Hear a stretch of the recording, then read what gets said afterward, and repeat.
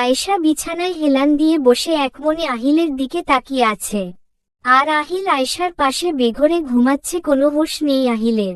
আয়েশা আহিলের দিকে তাকিয়ে বলতে শুরু করল, আজ যদি তুমি আমায় একটু এক্সপ্লেন করার সুযোগ দিতে তাহলে হয়তো এত কিছু হতো না আহিল।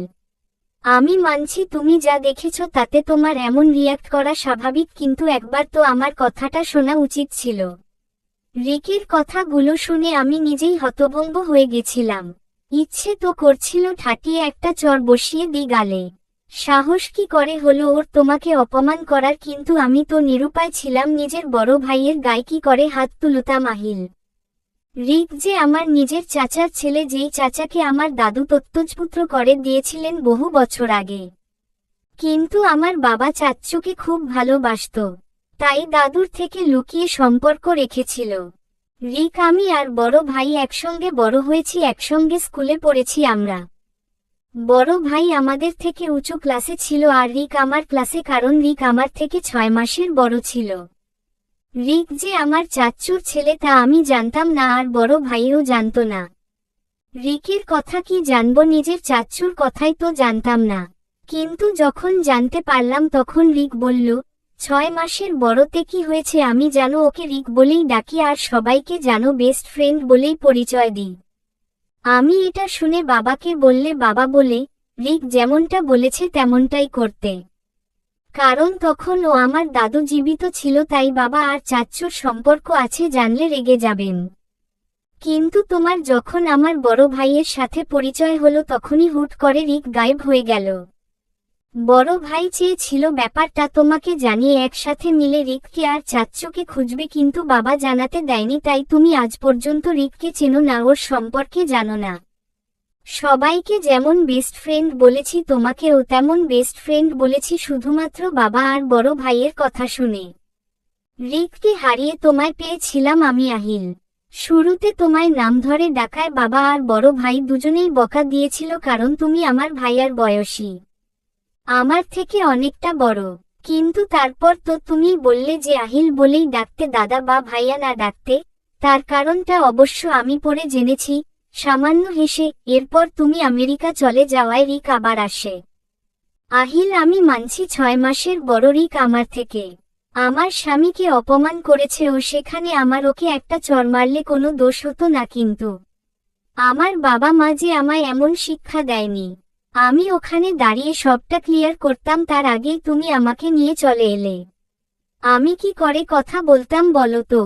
তোমরা কি একটা বারও আমায় বলার সুযোগ দিয়েছ? আমি বলতে গেলেই তুমি বারিক থামিয়ে দিয়েছ।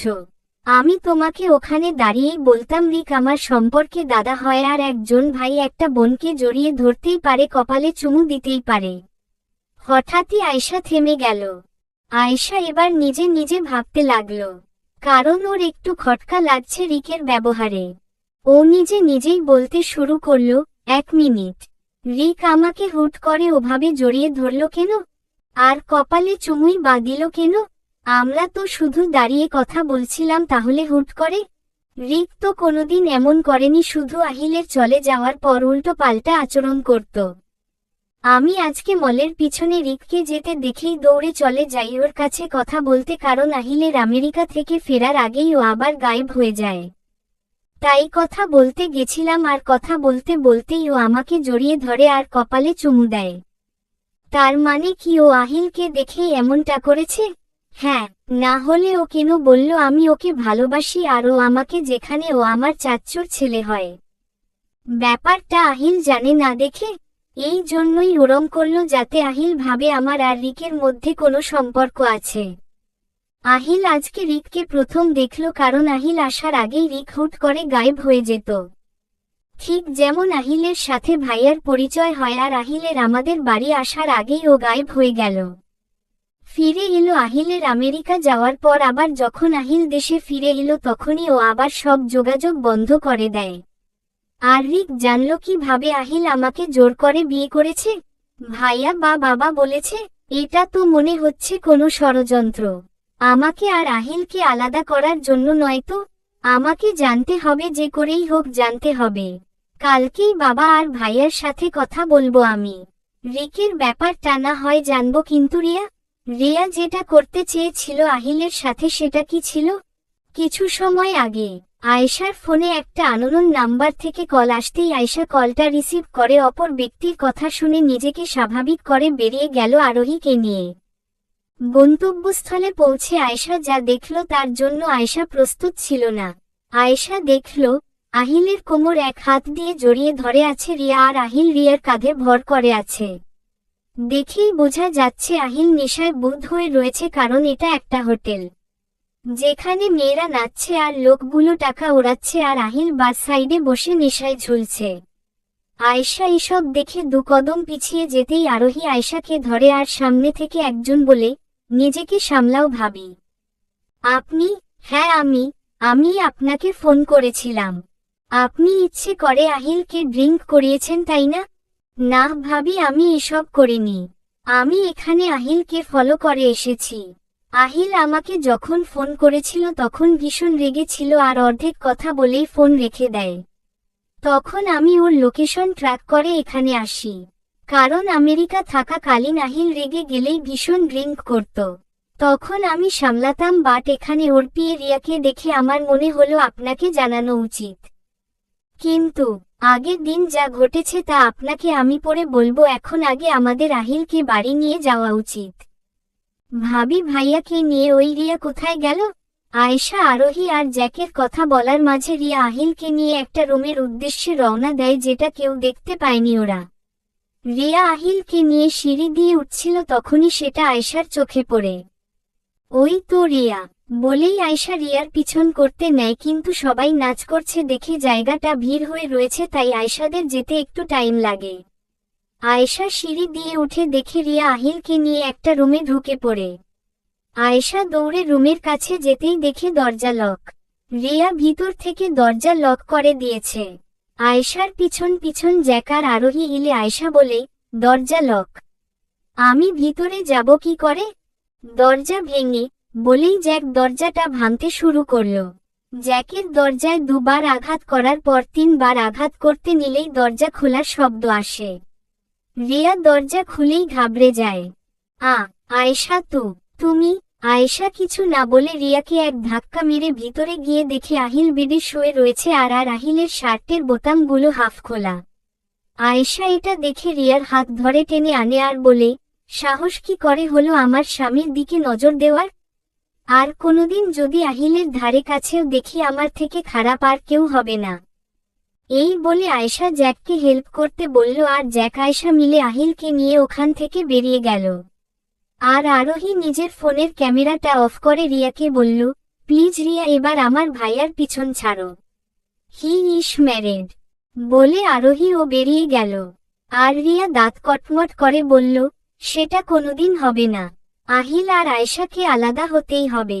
আজকের প্ল্যান ফ্লপ হয়েছে তো কি হয়েছে, ওর জন্য আমাদের কাছে অন্য প্ল্যান আছে। তার আগে এই জ্যাকটার ব্যবস্থা করতে হবে। আই এম শিওর ওই আয়েশাকে খবর দিয়েছে। শিট। আয়েশা আরোহী আর জ্যাক আহিলকে ঘরে এনে শুয়ে দেয়। এরপর আয়েশা জ্যাককে কিছু বলতে নিলে জ্যাক বলে, ভাবি এখন কোনো কথা নয়, আমি আপনাকে কালকে সকালে না হয় সব বলবো। আগে আপনি আহিলকে ঠিক করে শুয়ে দিন। আমার মনে হয় ওর জ্ঞান ফিরেছে, কিছু একটা বিড় করছে। আপনি ওকে সামলান, আমি আসছি। জ্যাক বেরিয়ে গেলে আরোহী ও আয়েশাকে ভরসা দিয়ে বেরিয়ে যায়। আর আয়েশা আহিলের কাছে যায় ওকে ঠিক করে শোয়াতে। কাছে যেতেই আয়েশা শুনতে পায় আহিল খুব ধীরে ধীরে কিছু বলছে, অর্থাৎ বিড়বিড় করছে। আয়েশা আহিলের ঠোঁটের কাছে কান নিয়ে যেতেই শুনতে পায়, আয়ু কেন করলি তুই আমার সাথে এমন? আমি তো তোকে খুব ভালোবাসি, তাহলে কেন ঠকালি আমায়? তোর ভাইয়া যেমন আমার আপুকে ঠকিয়ে মেরে ফেলেছে তেমন তুইও আমায় ঠকালি। আয়ু আর বলতে পারল না, ঘুমিয়ে পড়ল। ভাইয়া আনিকা ভাবিকে মেরে ফেলেছে, তাও আবার ঠকিয়ে। এই জন্য আহিল আমাকে আমার ফ্যামিলিকে ফ্রড বলতো। আয়েশা এসব চিন্তা করতে করতে আহিলকে ঠিক করে বিছানার এক পাশে শুয়ে দিল আর নিজে এক পাশে হেলান দিয়ে আহিলের দিকে একমনে তাকিয়ে ভাবতে লাগল। এখন আয়েশা এসব ভাবতে ভাবতে কখন যে ঘুমিয়ে পড়েছে তার খেয়াল নেই। দেখতে দেখতে সকাল হয়ে গেল। সকালে আহিলের ঘুম ভাঙতেই আহিল উঠে বসলো আর মাথা চেপে ধরল। উফ, মাথাটা এত ভার লাগছে কেন? আর আমি ঘরে কি করে এলাম? আমি তো হোটেলে ছিলাম। আশেপাশে তাকিয়ে বলে, কিছু মনে পড়ছে না কেন আমার? আহিল পাশে তাকাতেই দেখল আয়েশা ওর পাশে হেলান দিয়ে ঘুমিয়ে রয়েছে। আহিল আস্তে করে আয়েশাকে ঠিক করে শুয়ে দিল আর কালকের কথা ভেবে একটা দীর্ঘশ্বাস ফেলে ওয়াশরুমে চলে গেল। আয়েশার ঘুম ভাঙতেই পাশে তাকিয়ে দেখল আহিল নেই। ধরফর করে উঠে বসল আয়েশা, আর তাকিয়ে দেখল 7টা বেজে গেছে। আয়েশা উঠে ওয়াশরুমে চলে গেল আর রেডি হয়ে নিচে নেমে গেল। ড্রয়িং রুমে এসে আয়েশা দেখল আহিল কোথাও নেই, তাই আহিলের মাকে জিজ্ঞেস করল, মা, আহিল কোথায়? ও তো গেস্ট রুমে আছে। কেন? আহিলের মা মুখটা নিচু করে বলে, রিয়া এসেছে, ওর সাথে কথা বলছে। আয়েশা এটা শুনে আর এক মুহূর্ত ওয়েট করল না, তেড়ে মেরে গেস্ট রুমের দিকে চলে গেল আর গিয়ে দেখল আহিলকে রিয়া জড়িয়ে ধরে আছে, আর আহিল হাত আলগা করে রেখেছে। দেখেই বোঝা যাচ্ছে আহিলের অনিচ্ছেতে রিয়া ওকে জড়িয়ে ধরে রেখেছে। আয়েশার মাথায় রক্ত চড়ে গেল আর আহিলের কাছে গিয়ে রিয়াকে টেনে আহিলের থেকে আলাদা করে ঠাস করে একটা চর বসিয়ে দিল। আহিল তো পুরো অবাক, এমন ঘটায় যেই আয়েশা কোনোদিন কারো সাথে উঁচু গলায় কথা বলেনি সে চর মারল। আহিল বলল, চলবে।